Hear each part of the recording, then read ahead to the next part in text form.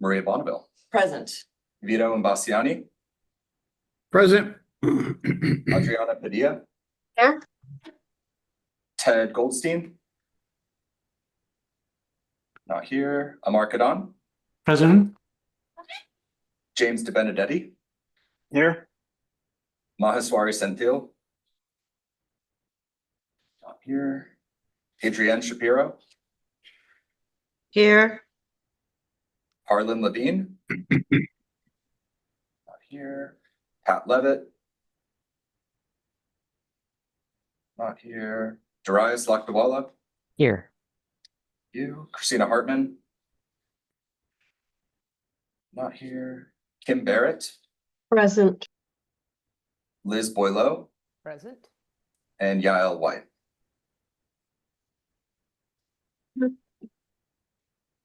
She's here. Yeah. Thank you. Thanks, Cameron. First on our agenda is the access and affordability strategy. This is something that the patient access team has been working on for the last several months. And as you all know, there are programs in CIRM that all work towards access and affordability and bringing these therapies to people where they are. So far, it has been, there hasn't been a cohesive bringing together of all these parts. And so over the last several months, the team has looked at what do we have, what do we need, and how are we going to get there? And so this is really a strategy that it has been reviewed by a lot of our internal folks. We've had input from members of this committee and from other external consultants. And so thank you to everyone who's contributed to this. So Rosa, if you could please start with the presentation, that would be wonderful. Thank you, Maria, for the great introduction. Cameron, whenever you're ready. Got it.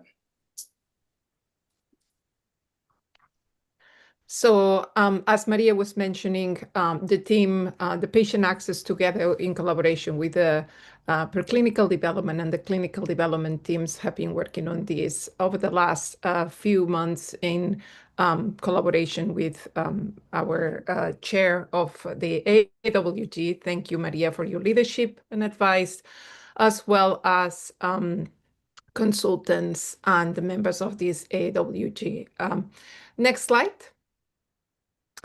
So the agenda for today is going to be what's the meeting goal, what are we trying to get out of this meeting, first of all, then the background and objectives that led us to this strategy.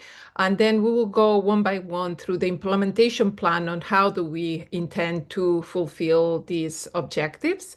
And then a summary of the strategy milestones that are mapped through to these objectives. And finally, the recommendation that we would like for the accessibility and affordability working group to approve to go to the board. And please feel free to stop me at any time if you have any questions. Next slide. So the purpose of today's meeting is to present the strategy to the accessibility and affordability working group for input and recommendation to the Independent Citizen Oversight Committee. The meeting will be in December 11th of this year. Next slide. So now let's go into background and objectives. As we all know, Proposition 14 gave us a clear mandate to enhance patient access and to promote affordability. This mandate is not theoretical, it's actionable. And as Maria was very well saying, there has been several components that needed to be put together in order to action this mandate. And the first thing that the team did was to analyze where the barriers occur within the system. And we developed a strategy that responds directly to those barriers. And we've divided them into 3 different areas. The strategy lays out how we move from individual program elements to a coordinated system that will ensure that CIRM-funded therapies are not just developed, but that they also get delivered to those Californians that need them. Next slide. The strategy is built on 3 interconnected objectives. The first one is the clinical infrastructure integration. Our alpha clinics, the community care centers for excellence that we just awarded, part of them, and the patient support program need to operate as a unified statewide network. So the actions that we are going to recommend for this objective have to do with this network unification that needs to happen for us to maximize and leverage the value of this infrastructure. The second objective is the policy and payer engagement. This leverages CIRM's portfolio and convening power to build payer confidence, shape reimbursement models, and advance state-led pilots that accelerate coverage. And we will be providing some examples of how we are thinking about going about this.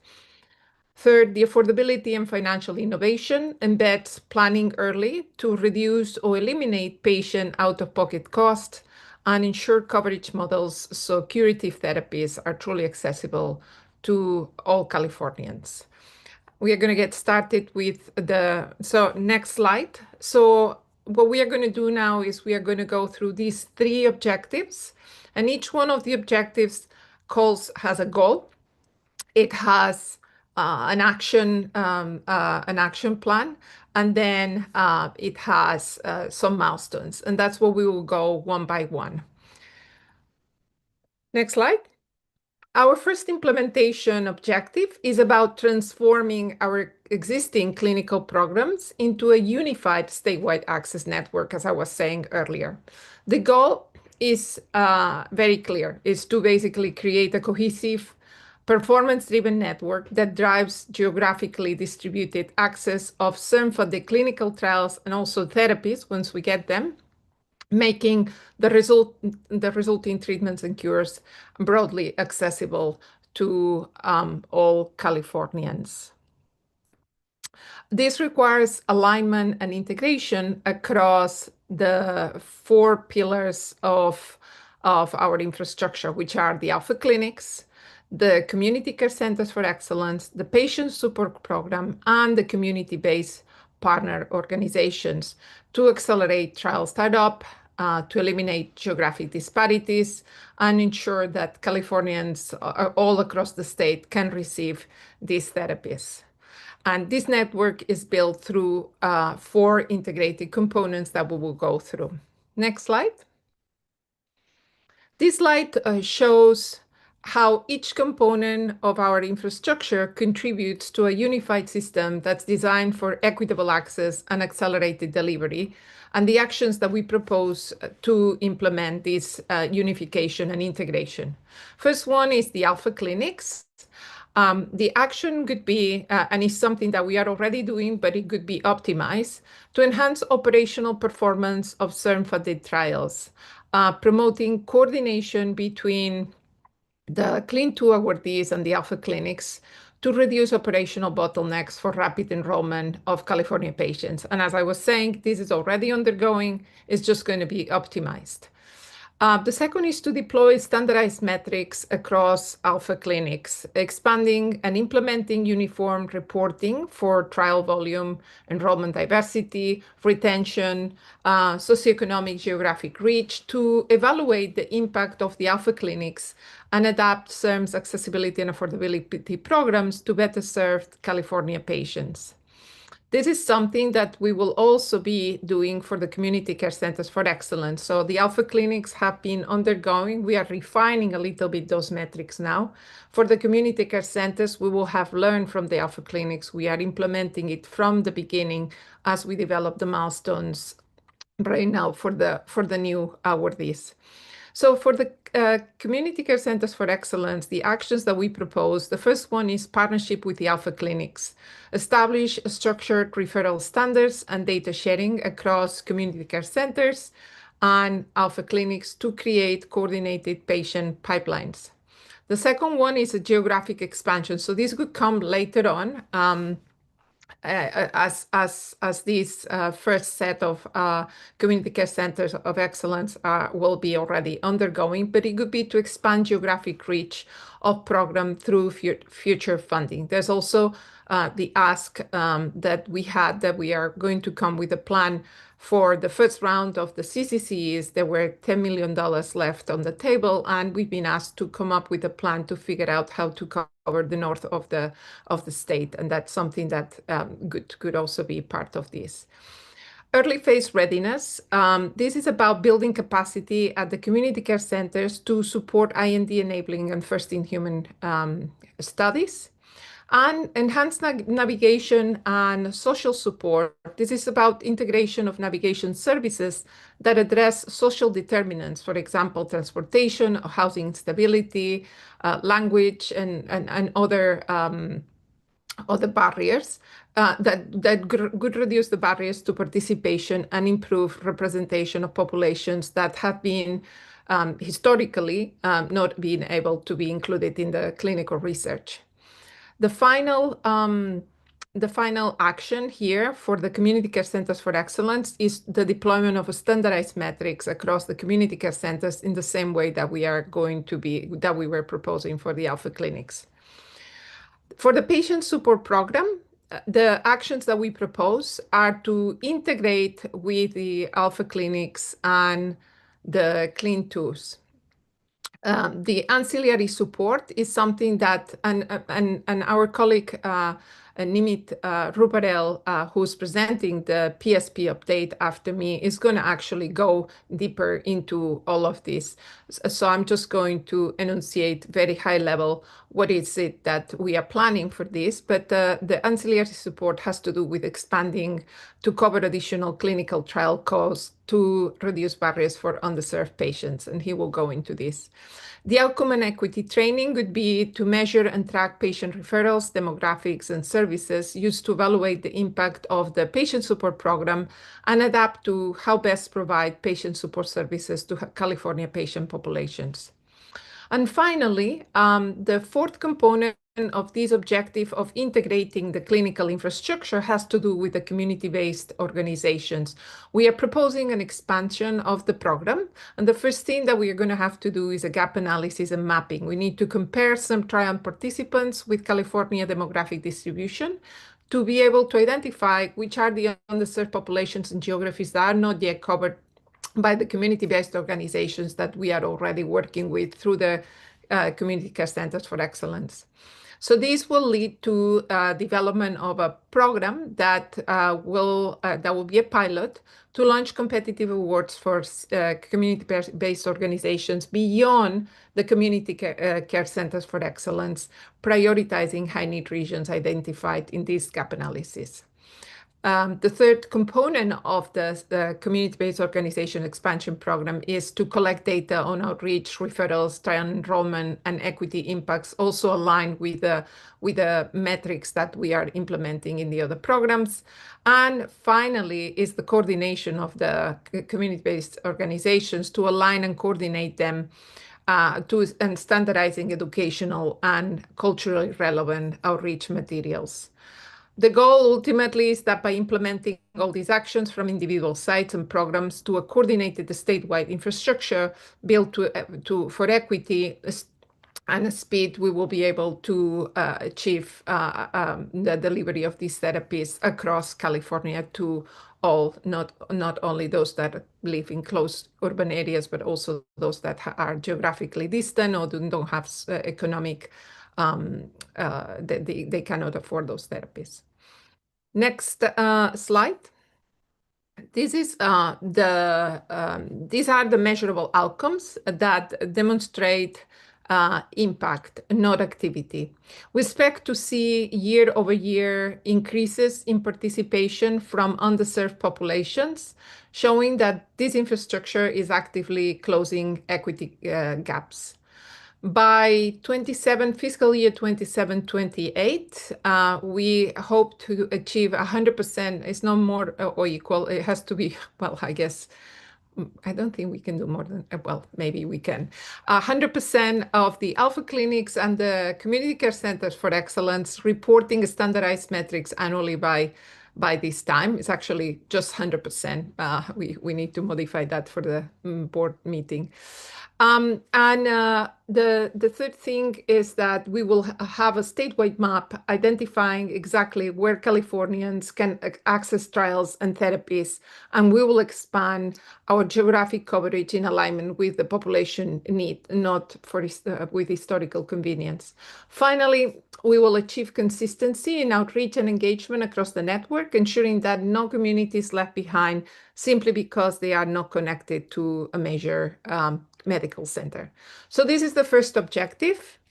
I'm happy to stop here, or I can continue till the end, and then we can open for questions. How do you prefer to do that, Maria? We can take questions now if that's, if anyone has any questions currently.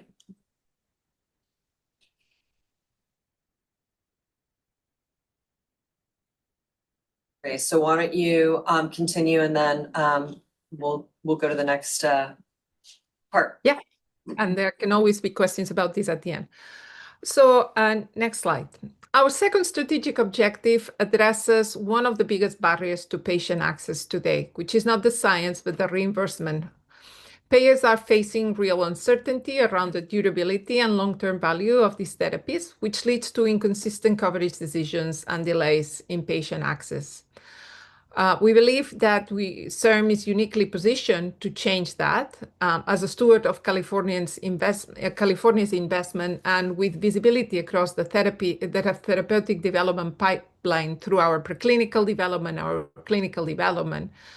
We can use our portfolio data and the grantees and the infrastructure to build payer confidence and shape reimbursement models, as well as help drive policy solutions, not after therapies are approved, but in parallel with their development. This pillar has three components. The first one is a structured payer engagement framework to facilitate early data-driven dialogue.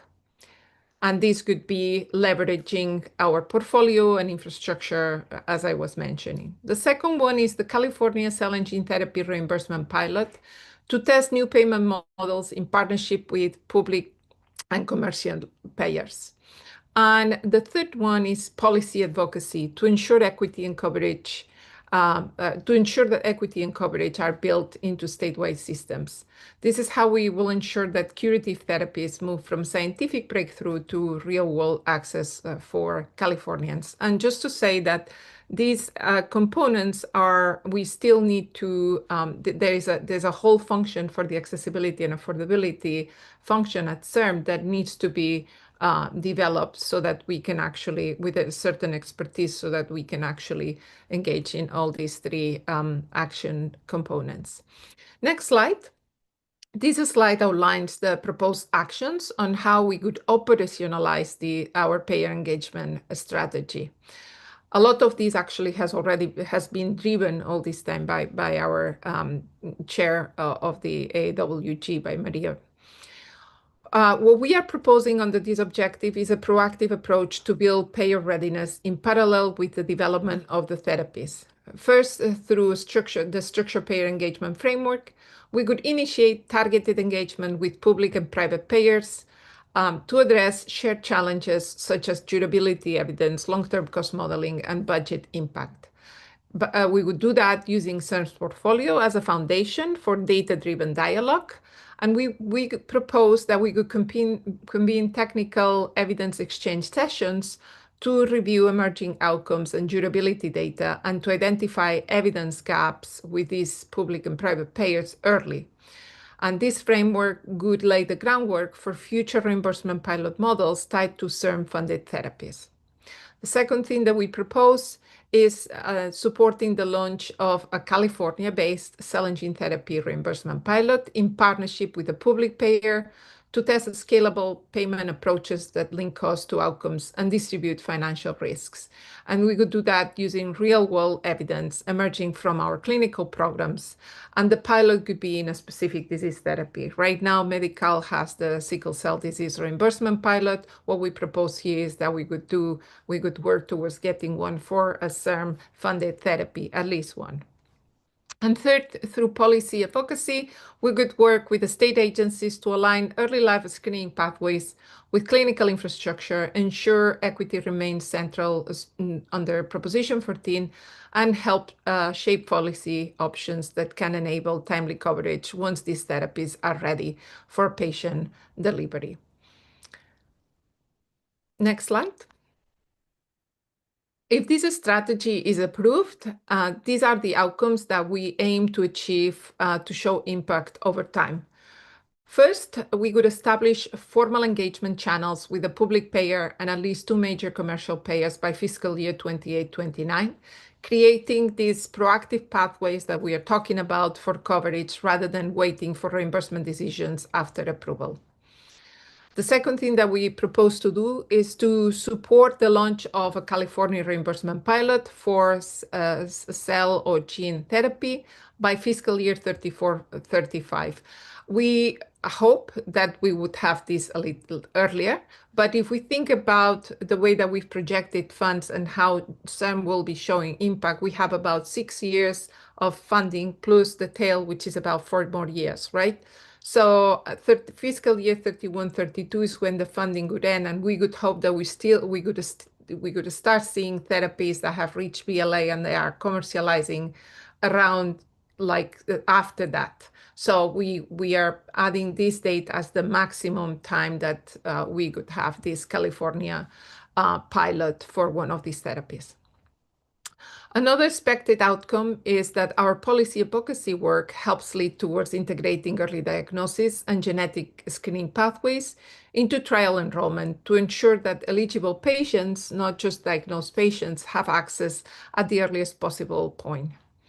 And lastly, the goal is measurable reduction in access disparities tied to socioeconomic barriers, demonstrating that this strategy is not only feasible, but impactful to patients across California.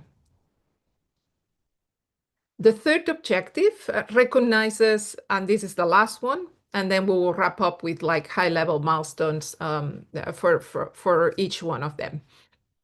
The third objective recognizes that a therapy is only as impactful as it is accessible. Even when a treatment is curative, if patients cannot afford it or payers are not prepared to cover it, the promise of these therapies is lost. The proposal that we are making here is to embed affordability planning early within the research and development process, rather than waiting until commercialization. And as you all know, because you approved this, you revised it, gave us advice and approved it, we have an accessibility and affordability toolkit that our colleagues, the leads of preclinical development, Dr. Shyam Patel and Dr. Joe Gold in clinical development, they have implemented into their programs, and they've been developing the rubrics, etc. So that's something that we already have ongoing, and we piloted, and it will be refined as we move forward. Under this strategy, CIRM could use its funding and convening power as well to require structured affordability milestones within awards and to test innovative financial models that reduce patient cost and de-risk payer adoption. This includes addressing cost drivers in manufacturing, integrating reimbursement expectations into portfolio management, and developing statewide pilots for sustainable access. The goal is not just scientific success, but ensuring that, as I was saying earlier on, every CIRM-funded therapy is deliverable in a way that is accessible and aligned with California's commitment to public benefit. Next slide. The pillar, the objective of affordability and financial innovation has 4 components, and the first one is that we are formalizing access and affordability planning within the awards. As you know, every CLIN2 and PDEP project, preclinical development project, now includes embedded milestones to demonstrate early payer engagement and cost planning based on the accessibility and affordability toolkit. And we also work with expert consultants to help us advise. They advise us on how to develop those milestones and make sure that we help the awardees. Second, we propose advancing financial modeling and innovation to ensure long-term sustainability. These could include developing novel financial approaches in collaboration with leading experts. And importantly, we have an expert in-house. Our president brings deep experience in the development of such models and will play a key role in helping drive and shape these pathways as they are refined and brought forward for board consideration. We could also here integrate these models into funding decisions and leverage our programs to reduce costs through manufacturing innovation. And third and last, we are proposing a rare disease commercialization and financial innovation program to address therapies with limited commercial incentives. This will allow us to test new models for sustainable delivery where traditional reimbursement pathways fall short. Together, all these actions ensure that therapies emerging from CIRM's pipeline are not just scientifically viable, but also affordable, scalable, and deliverable to patients in the real world. The expected outcomes, if this strategy is approved, are that we could expect 100% of CLIN2 and PDEP preclinical development awardees to integrate the accessibility and affordability toolkit-based reimbursement and affordability milestones by fiscal year 26-27, and we are already underway with that. The second one is implementation of at least one California-based financial pilot by fiscal year 31-32.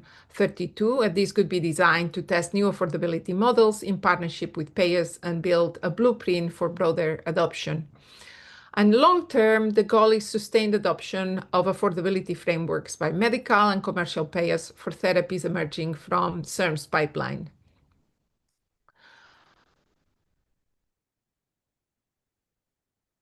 In the next slide, I'm just going to summarize now the strategy milestones. And I know I'm a little off today. I had a very early flight.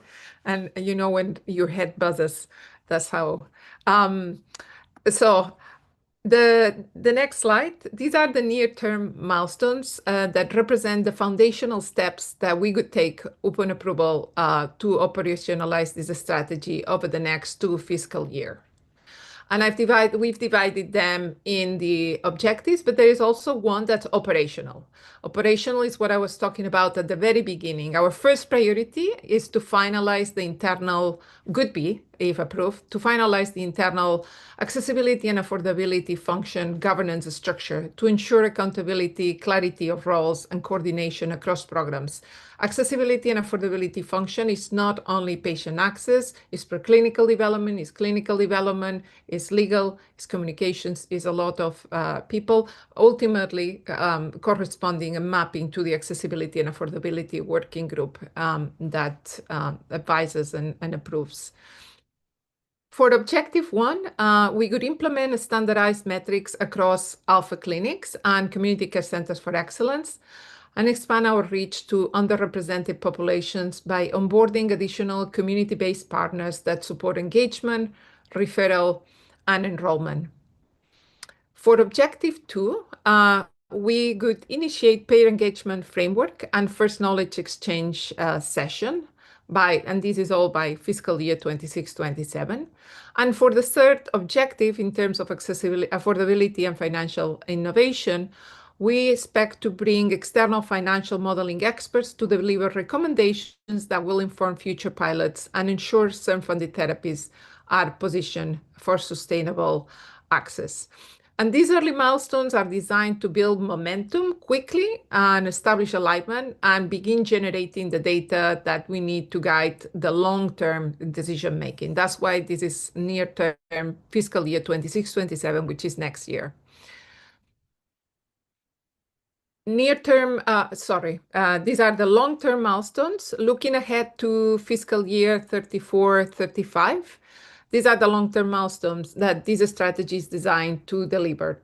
If approved under Objective 1, which is clinical infrastructure integration, we aim to demonstrate measurable increases in participation from underrepresented populations across all alpha clinics and the community care centers for excellence, showing that access is not only available, but equitable in practice. For the second objective, in policy and payer engagement, we could support the initiation of a California reimbursement pilot in partnership with a public payer and at least two commercial payers, creating a functioning model that can be scaled statewide. By this stage, our goal is that 100% of BLA-ready therapies emerging from CIRM's portfolio will have concrete access and reimbursement plans, which will position them for real-world delivery. And finally, under Objective 3, we aim to operationalize a sustainable commercialization model for at least one rare disease therapy, demonstrating that CIRM can address diseases with limited commercial pathways and still deliver impact for California patients. These milestones altogether represent a major shift from programs that generate groundbreaking science to a coordinated system at CIRM that ensures California patients will have access to cures that their public investment helped create. And finally, we have the ask from the Accessibility and Affordability Working Group. CIRM requests a recommendation from the Accessibility and Affordability Working Group to advance the draft access and affordability strategy to the Independent Citizen Oversight Committee for approval on December 11th. And with that, I would like to thank you for your attention and your time, and we are open for questions. Thank you. Thank you, Rosa, so much for that presentation. So I'd like to open the floor to any members that would like to ask questions about the strategy. Adriana. Yes. Thank you. That was great. You mentioned that the sickle cell program has already implemented a lot of these objectives. Can you, I was trying to kind of correlate the plan with something that's tangible already. Has the sickle cell program gone through most of these objectives as well or not, or where are they, or how can we compare and contrast so that we can kind of like see the possibilities for some of these programs down the road? Thank you. Thank you, Adriana. Actually, I think I might have made it more convoluted by mentioning the sickle cell disease reimbursement program. I was only referring to the sickle cell disease reimbursement program in the context of the objectives that we have in terms of the policy and payer engagement. What I was talking about was that by partnering with payers and leveraging our portfolio, that by engaging with them, that we will eventually collaborate with them to help inform the development of a pilot reimbursement model. And I mentioned that there is a sickle cell disease, but I don't know if Maria, you want to talk a bit more about this, but it was a bit confusing, I think.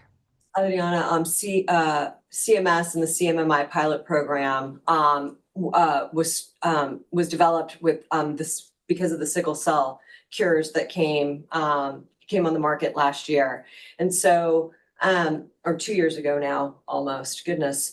And that pilot program is something that California has joined, and so as part of the lessons learned, to understand how that pilot program is being implemented and what the successes are and lessons learned will be really valuable for us moving forward, to be able to collaborate with both private and public payers to develop some sort of pilot program for CIRM-funded therapies. So for them, have they implemented Yes, their accessing points, basically? It's, that is around, that's around reimbursement. It is not around, access in in the way sometimes we refer to access, although there was an ancillary program that also allocated money, around, different, partners that could help with patient navigation. And that was money that was allocated directly as well to, states that applied for that. But I don't have a window into, how that's going in California yet. But that's something we can definitely, get back to you with and ask. Yeah, no, I just was trying to put some tangible thoughts about how this might work down the future. Absolutely. And that's to that point, I think that there are a couple, Rosa and team, and this is just something I was thinking about as we were, as you were giving the presentation, there are some areas where when we talk about a goal we may have, we don't really have, there's already a baseline perhaps in the field or in California or whatever it might be for that specific goal. So understanding what the baseline is, so then when we say, for example, I think it was the demonstrable reduction in access disparities based on socioeconomic factors, we don't know what a reduction is unless we know where to start. And so it would be interesting. I think there's some work that needs to be done in different goals where there is a baseline that has already been established, and then what it means to reduce or increase or whatever it might be. Thank you. Thank you. Yeah, that's a great point, understanding the baseline benchmark. Yeah. Does anyone have any other questions? Vito?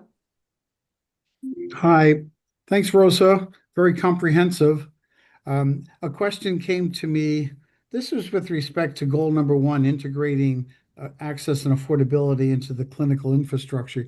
And my question was refined by last week's application review subcommittee, in which we awarded 3 entities an Infrastructure 8 grant to expand the CCCE networks. And you'll notice when you look at the resultant map that there are many, many counties that will not be anywhere near a service area, even though we asked the team to think about expanding into the North Country. There are, even if JT and his team are successful in bringing something back, expanding the RAF to create a 4th CCCE up in the northern countries, there's still going to be many counties that will not have an Alpha Clinic or a CCCE. And I'm looking at the last of the hierarchy that you delineated. Sorry, this question is convoluted, and I haven't even gotten to it yet. But it's a hierarchy of Alpha Clinics and the Centers of Excellence, and then the patient support system, and then the very nebulous community-based organizations, something that another board member brought up pointedly at the application review center. Rosa, I could tell you, Alpine County has 1,000 citizens up there, and Sierra County's got 3,000 citizens. Trust me, there are no community-based organizations of any kind. They just don't have the depth, they don't have the population. And it's possible that maybe among the 3 most northern counties, Siskiyou, with a population of 42,000, might have to be the source of community-based organizations for the 2 counties on either side, which have fewer than 8,000 people, and very, very far away, even from Shasta County in Redding. And anybody from Sacramento on the call will know even Redding is not that close to UC Davis. So my question is, you say expand the CBO. Do you really know what you're asking? Do you really know what you're getting into? You may have to create CBOs or encourage other peoples to do so. Vito, thank you for that. I think that the support RFA that is being envisioned around the community care centers, as well as just support in general to reach populations that do not have access to this, will have to be creative in what we ask for and how we bring support to these communities. And I think that that's part of what Rosa was saying, and part of what the team is suggesting, is that there has to be a landscape analysis there of what is in each county, what are we missing, where do we have infrastructure, where can we potentially bring actual infrastructure to a location, where do we know that that's not possible, so what else can we bring to that? And I do know that, and I see Adrian's hands raised, so definitely want to hear from Adrian. And I know that other members of both our board and this working group are parts of not only community-based organizations, but patient support services that really also have a window into how we can help in this area. So it's certainly never going to be perfect, but if we can make some dent in and some efforts towards bringing these services or services that can help community members access this, I think we'll be in great shape. So I want to definitely hear from Adrian, and Marguerite, if you had anything you wanted to add, would love to hear from you as well. So Adrian. Hi, so we've been really thinking about this, and we're sort of seeing where you said create our own sort of community-based organization.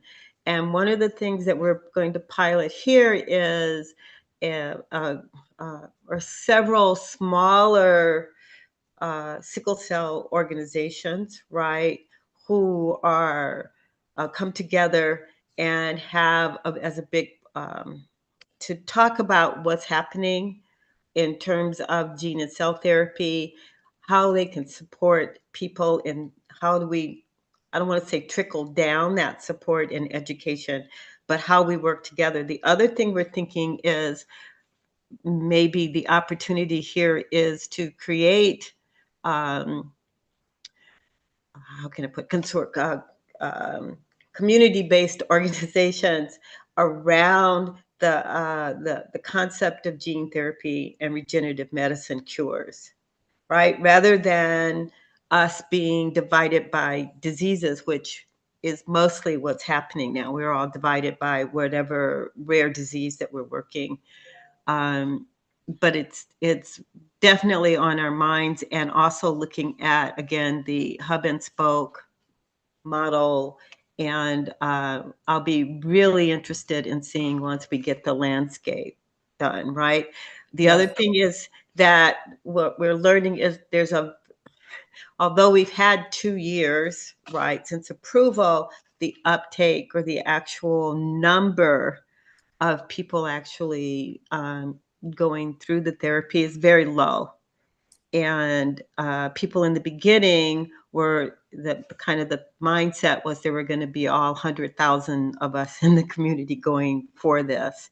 So I think we need to be, I'm going to say, mindful of how long it's really going to take for us to get enough people into it in order to be able to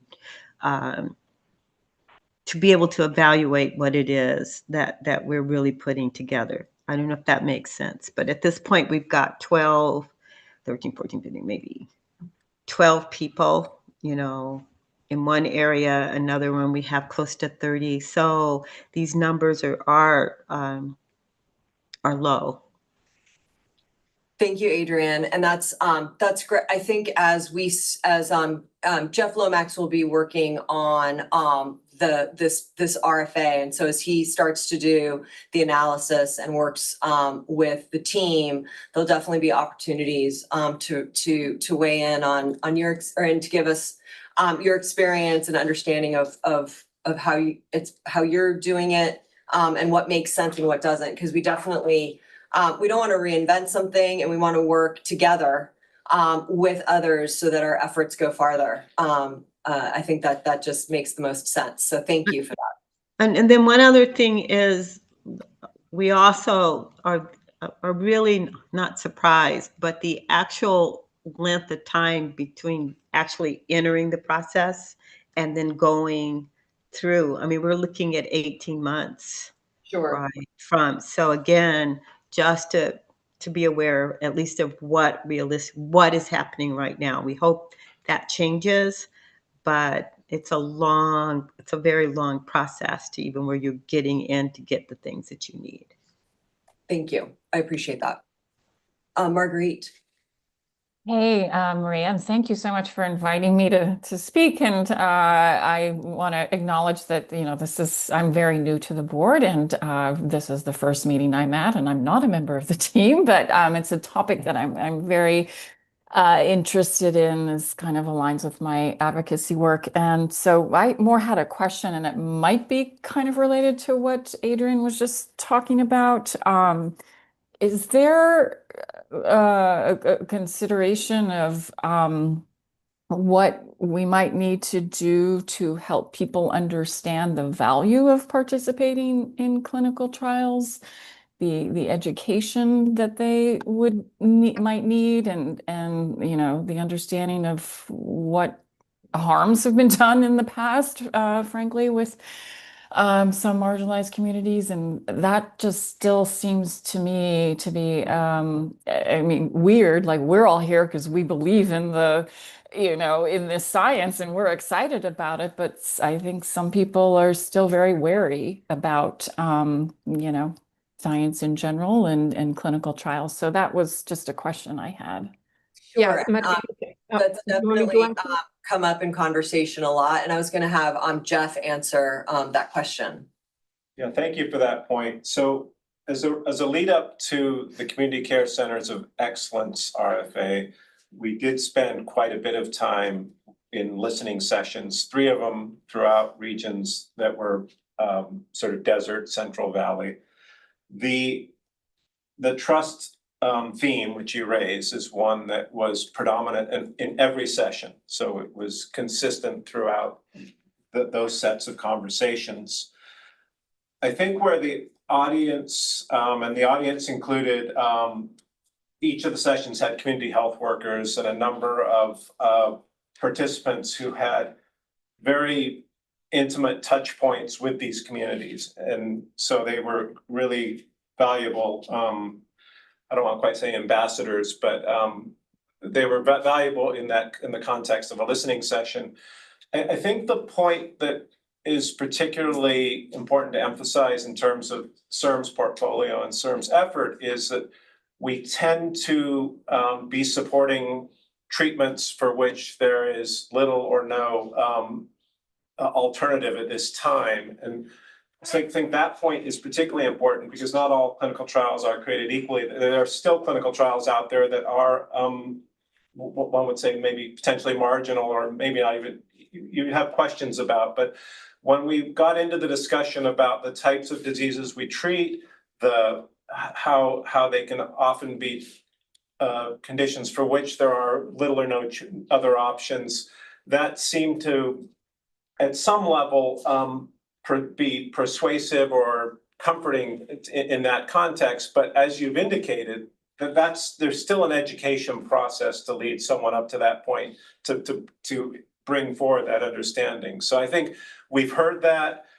We've sort of thought about it in relation to what we fund, and I think that's got to be something that's incorporated through the community care program. And I think it's there in terms of what the applicants have proposed. So we've got a starting point at least.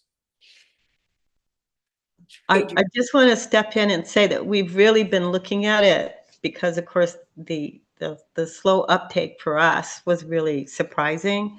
And one of the key issues also comes in provider training.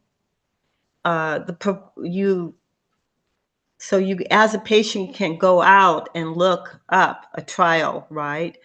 But many patients, that person that they're really depending on to help them or let them know about things are their providers. And so we're finding the lack of, let's see, not promotion, but I'm going to say even education in the provider space about what the trials are, the potential for the trials and the safety and all of those things.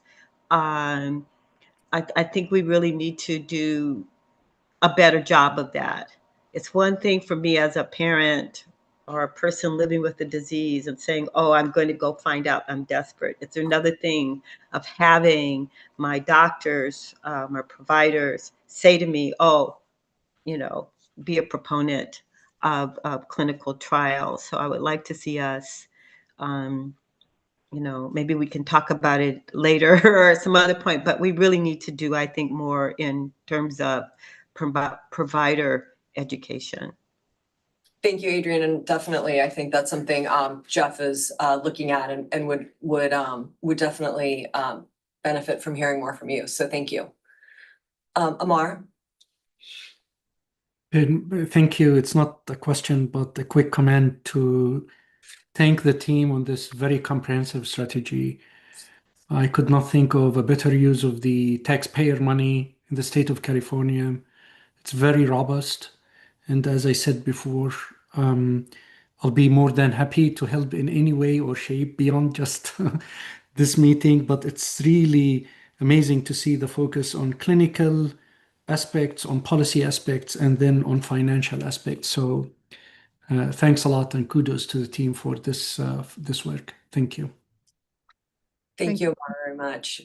I agree completely. I think the team put a lot of hard work into this and really took the time to just evaluate our own existing programs and what needed to change, what needed to be included, and how we were going to bring all of it together. So thank you to the team.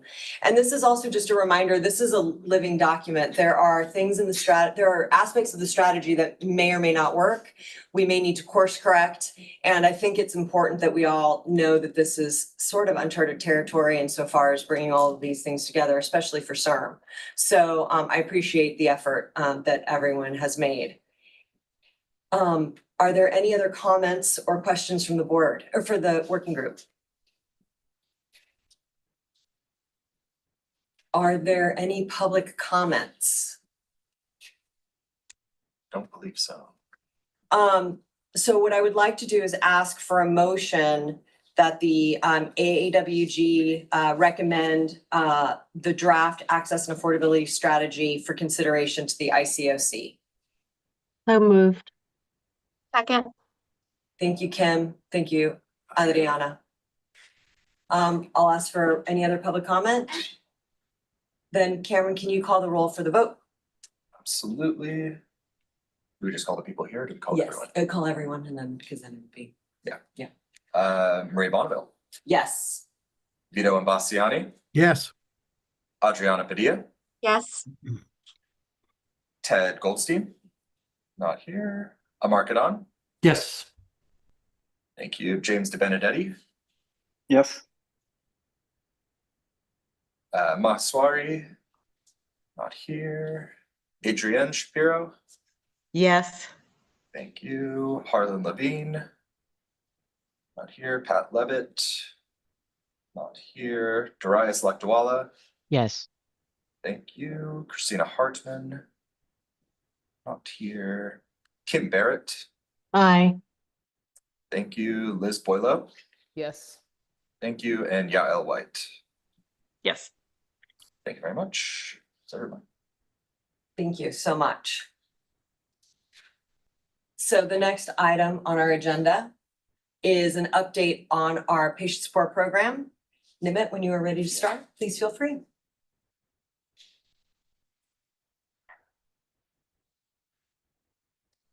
Good afternoon, and thank you, Madam Chair and Access and Affordability Working Group members for the opportunity to share this update on the progress of the patient support program. My name is Nimit Ruparo. I'm the program manager for the PSP. And we last provided an update to this group about this initiative back in February of last year. So I'm excited to share these updates on the progress we've made with the program. Before I begin, I also want to thank my CIRM colleagues in patient access, grants management, finance, and legal who have been key partners in informing the program management and implementation of PSP over these first 5 months, my first 5 months here at CIRM. So the goals of my presentation today are to provide an update on the status of the PSP and what we've learned from the program to date, as well as answer any questions about the program. I'm also hoping to gather AAWG feedback in preparation for a similar presentation to the CIRM board in December.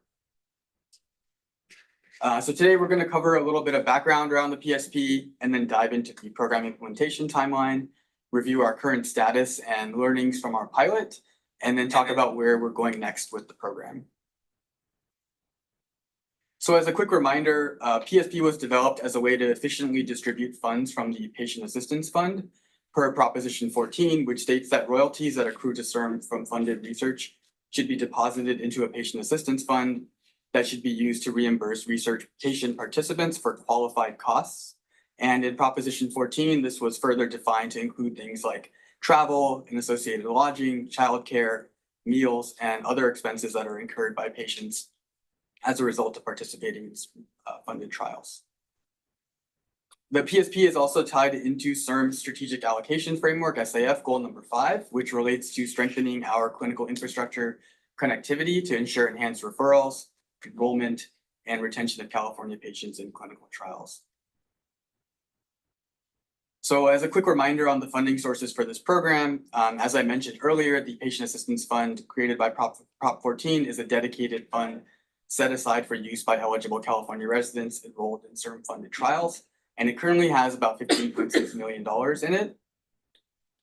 The PSP itself is funded by a separate $2.5 million, which was issued as an infrastructure award for program design, planning, and operational expenses supported by CIRM's Access and Affordability budget. And this grant was issued to ensure that a mechanism was created to distribute funds from the PAF to directly address patient financial and logistical barriers to being able to stay on and complete clinical trials. And so the key point here is that there are 2 separate funding sources that are related to the PSP, and we are monitoring utilization of both in administering the program. So the PSP awardee, so this is the recipient of the $2.5 million grant that I mentioned on the previous slide. It was required to perform 4 operational activities, primary operational activities. The first is patient intake and navigation through development of a call center. The second is assessing eligibility for access to PSP support. The third is distributing payments for eligible expenses. And the fourth is coordinating with CIRM and trial sites to maintain accounting and assurance of non-duplication of permitted costs. And so this slide provides an overview of the types of support that the PSP offers, as well as the limits we've applied in our business rules around how much we allow for each of these different support service types. And as Rosa mentioned earlier, and in the RFA, other service types such as childcare were also discussed as support services that could be provided in this program. And that's something that we are working with our vendor to assess feasibility for in the future. But for the pilot and for this update, these are the 4 service types that we will be discussing. I want to acknowledge that we've implemented a process to review exceptions where a patient may request additional funds beyond what's listed here on a case-by-case basis. And that's to make sure that the program is remaining flexible to the needs of patients. So just a reminder about the PSP timeline. This program has been discussed for several years. And so the AAWG was convened back in 2022 to determine the program mechanism and scope. The CIRM board was approved the concept plan, including the $2.5 million allocation in March of 2023. In June of 2023, we released the RFA for the program. And then in March of 2024, Eversana was selected as the vendor to administer the PSP. Late last year, we launched a pilot for the program at 3 of our Alpha Clinic sites with the goal of completing a 5-patient enrollment pilot phase. And then in the summer of this year, we did enroll our 5th patient, and I was hired as the program manager to manage the day-to-day operations of the program. So I mentioned that we launched an initial pilot, and I'd like to review some of what we have achieved so far from the pilot here. So bear in mind that this pilot was over a limited sample size. It was only at 3 clinical trial sites and included a small patient population of 5. But the first finding was that the program was well received by participating Alpha clinics and patients, in particular because of the smooth enrollment process through text and email, which allows for efficient communication with patients. Our agents also maintain communication with the patient to confirm their upcoming study visits, check in with them after their visits to make sure everything works smoothly for them in accessing support. Patients and trial sites have also noted that they appreciate the use of prepaid debit cards in our program, which increases accessibility. It also reduces administrative burden on the patients. So for example, there have been cases where a patient has appeared on site. They were enrolled in the trial, but maybe weren't yet enrolled in the PSP, and they were able to be enrolled in the PSP, provisioned access to their card on the site, on site, and they were able to begin accessing support immediately, which is something that we wouldn't have been possible in a reimbursement system. And then finally, the platform has been shown to be adaptable to emerging needs. So for example, when we first launched, the program didn't have the ability to provide support for ground transportation, things like Ubers, things like car service. And this was identified as a need by our clinical trial site partners, and we were able to add it on the fly. And so while all of these are notable successes through the pilot, we also identified some challenges with the program, which I want to cover on the next slide. So the pilot surfaced a few key areas that we've been focused on improving within the program. The first is the reporting. So we've identified ways to make our reporting more comprehensive and clear in terms of tracking the categories of spending that patients have utilized. And this has led to changes that Eversana has already implemented. And I think this is really important because, as I mentioned earlier, we're tracking the two different funding sources in implementing the program. And so this enhanced reporting is allowing us to ensure compliant usage of the patient assistance fund. Second, we also, although using debit cards does lead to program flexibility, it requires that we have a very strong allowable merchant code system in place to ensure compliant use of funds. And so we worked really hard during the pilot on refining the allowable merchant codes in the system to review all of the categories offered by our debit card vendor and align our system with categories of allowable expenses typically seen in clinical trials. And then we've also implemented some processes where both Eversana and myself will regularly review transactions to ensure compliant use of the program. The third kind of improvement area is that we've identified that increasing knowledge about the program among Quinn 2 awardees will help with spurring enrollment. So I've spent time doing onboarding calls with our Alpha Clinic partners so that they can market the PSP to study teams at their site. I've also been meeting with the study coordinators for each of the trials that are participating in the PSP so that I can build relationships with the study teams, identify areas for program improvement, and then evaluate the interaction between the study teams and our vendor Eversana to make sure that if there's anything that we can improve in their communication, we're able to do that using that feedback. Fourth, the program and its enrollment and usage has triggered additional eligibility and compliance questions that require addressing in our business rules.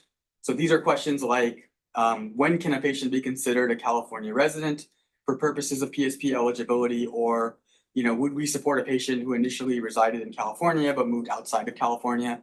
And so to answer those questions, we've engaged CIRM's legal and finance teams on an ongoing basis. And then we revise our business rules based on those decisions. And then finally, there is an opportunity, I think, to provide to have PSP do enhanced clinical trial navigation and referrals. So currently, Eversana is capable of taking in referral calls, and they do handle between 25 to 30 of these calls per month. But their ability to direct patients to potential trials up to this point has been somewhat limited. And so this month, CIRM staff is working on rolling out a new clinical trials dashboard, which we will hopefully, which we hope to integrate into Eversana's call center workflows and enhance this navigation function in the future. And this dashboard will be available on the CIRM public website as well. So our initial pilot phase for the PSP was launched in November of 2024 and ran through June of this year. And as part of that pilot, we developed an operating model for the program, including call center scripting and business rules. We contracted with our vendors for travel and for debit card implementation, signed our fiscal agreement. We launched initially at a select set of Alpha Clinic sites, and then we expanded the program to provide support for screening. That's something that we heard from talking to Quinn 2 awardees and to Alpha Clinic partners. And then we, by the end of the initial pilot, we had expanded the program to all 8 Alpha Clinics and all Quinn 2 award sites, and we enrolled our 5th patient. And in completing this initial pilot phase, we were only able to enroll a low overall patient volume of 5 patients, which we thought would give us some answers on how to shape the program moving forward. But even with the small number of patients we enrolled, we identified a bunch of issues and open questions that needed to be addressed to strengthen our program rules and give us a better sense of cost and utilization. And so this led us to the conclusion that we needed to extend the pilot, gather more data, and use these cases to develop stronger business rules.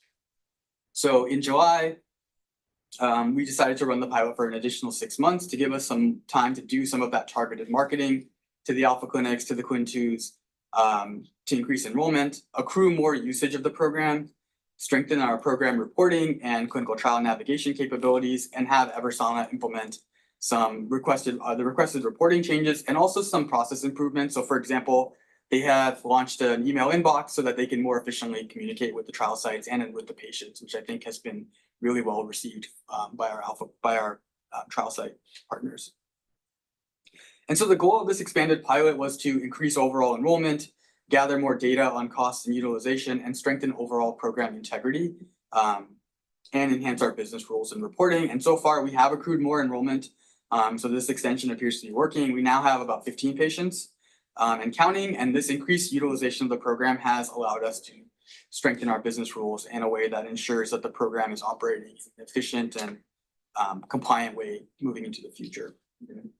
Adrienne has her. Oh, sorry, So I didn't see it. take a question, yeah. Go ahead.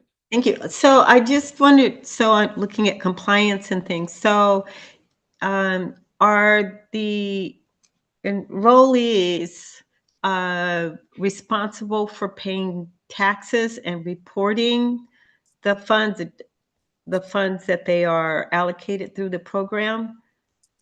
No, the way that the system is set up is because it's a debit card system, and we have access to all the transactions. So the patient doesn't actually need to report it to us. We're collecting it because when they use their virtual debit card, those transactions are all reported to us. So we can track what's being spent and what categories. Okay, that wasn't the question. I'm sorry. Are the enrollees taxed on the benefits that they receive, and does it go into is it considered part of their income stream? And if so, how do we have any responsibility in handling that?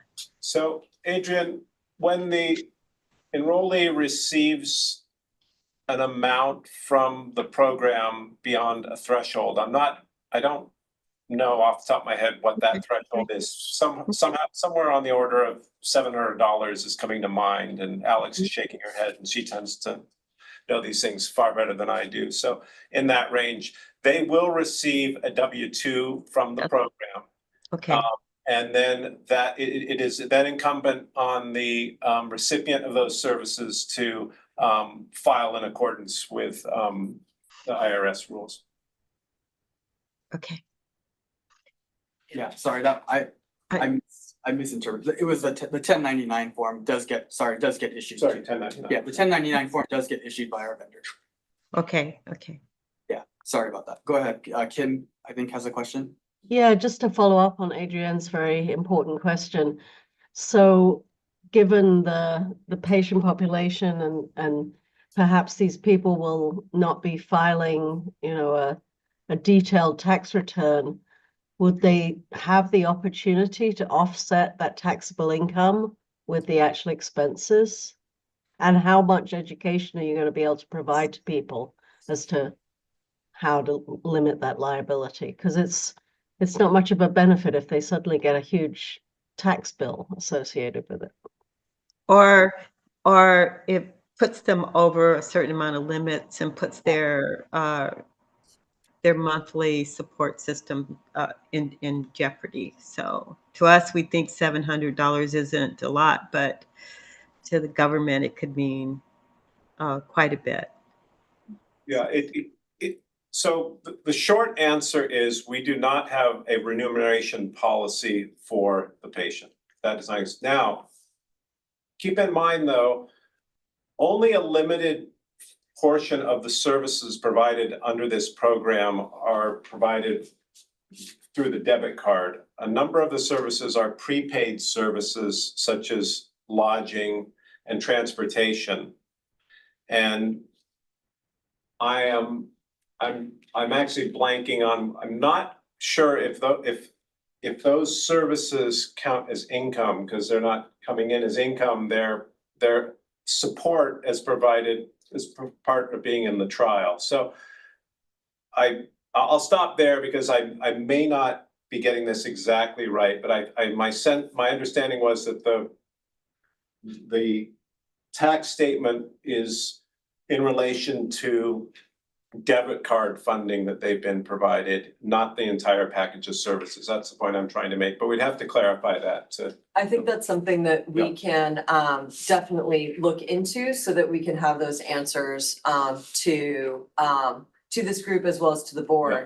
But to something that I think was brought up, I believe that this is something that we need to address. Eversana would, as an expert in these sorts of programs, would be the ones to set aside, or set up a program, whether it's an education program or otherwise, so that everybody understands completely what it means if they are receiving, when they receive the debit cards or when they're receiving the services, and what that means for their filings. Kim?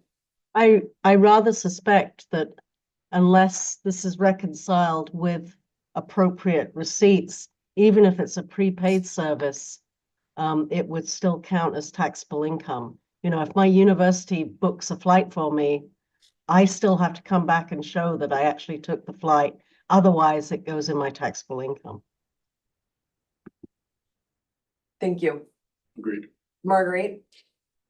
Yeah, I really appreciate those points, and especially about the possibility of maximizing people's income. There are such low limits on for some people, receiving those government services. But I'm also just thinking about the other side. Just curious, and again, because I'm new to this, appreciate it. The opportunity to learn all about this. Is there anything given for people's compensating for their time, or is it just strictly expenses at this point? At this point, we have heard from our trial site partners about things like lost wages, and at this time we're just providing support for the four categories of services that I covered earlier. Okay, go ahead. Okay. Thank you for this feedback. And I'm just real quick and this funding is for the patient only, not their care provider, their support person. Is that correct? No, for lodging and for nutrition, we also have allowance for the caregiver as well. Okay. Just thank you. Okay. So before I finish, I want to provide a high-level overview of the PSP implementation schedule for the remainder of the award. And so today I covered what we will be seeing between now and June of 2026, in which we will continue to focus on integrating PSP into our clinical infrastructure, including coordinating referrals to the PSP from the Alpha clinics, and developing a referral intake process with the CCCEs, which we will be launching here. We expect that a steady state for the program will be reached by the end of next year for years 3 and 4 of our PSP award. And then by year 5, we will be engaging in a wind down, or if applicable, ramping up or extending for a new phase of the program. And then lastly, I want to acknowledge the importance of the patient journey and how this program is central to making that journey as smooth as possible. And so to that end, our team has been collaborating with our colleagues in communications to collect a caregiver testimonial regarding a particular patient's positive experience with the PSP. And so we were unable to interview the caregiver in advance of this meeting, but I'm hoping that I'll be able to have that testimonial completed in time for the December board meeting, so we can share this feedback with the full board and add a little bit more about the patient experience to this update. So stay tuned for that. So thank you so much for the opportunity to share this update. I'm happy to take any questions from the group.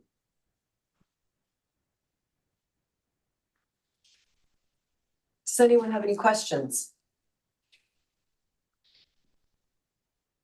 I think as a follow-up, we will bring back more information around the potential IRS implications, and then any sort of education that we can ask Eversana to do in this regard to make sure that everyone who receives the support is aware of what that might mean for them later on. Okay, thank you so much. Thank you, Nimit. That was wonderful. I'm really excited. This it was a long road to get to this patient support program, and I want to thank the team. They've done a great job, and Nimit, you just made such an impact so quickly. So I really want to thank you for that. And this is a really important program for us and for the state of California. So I'm really proud of all of you for your hard work. So thank you very much. And if there are no further questions, are there any public comments or questions? No public comments. Great. Then with that, we are adjourned. Thank you so much for all of your input and your participation. We appreciate it very much. Thanks. Bye-bye. Bye.